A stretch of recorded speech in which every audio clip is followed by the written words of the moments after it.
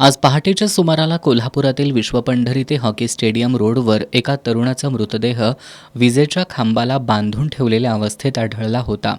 याची माहिती मिळताच जुना राजवाडा पोलिसांनी घटनास्थळी भेट देत माहिती घेऊन पंचनामा केला.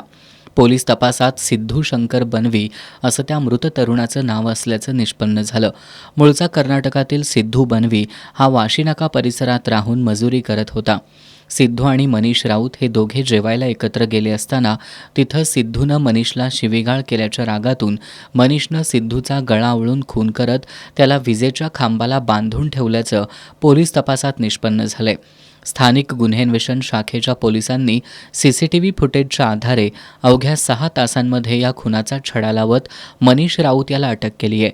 या कारवाईत गुन्हे शाखेचे पोलीस निरीक्षक सुशांत चव्हाण, जुना राजवाडा पोलीस ठाण्याचे निरीक्षक किरण लोंढे, स्थानिक गुन्हे शाखेचे सहाय्यक निरीक्षक सागर वाघ, पोलीस उपनिरीक्षक जालेंदर जाधव, अंमलदार वैभव पाटील, सुरेश पाटील, योगेश गोसावी, समीर कांबळे, रोहित मर्दाने, संतोष बर्गे, परशुराम गुजरे, संजय हुंबे, हिंदूराव केसरे, महेश खोत, सतीश जंगम, संदीप बेंद्रे, अमित सरजे यांच्यासह अन्य सहकाऱ्यांनी या कारवाईत सहभाग घेतला.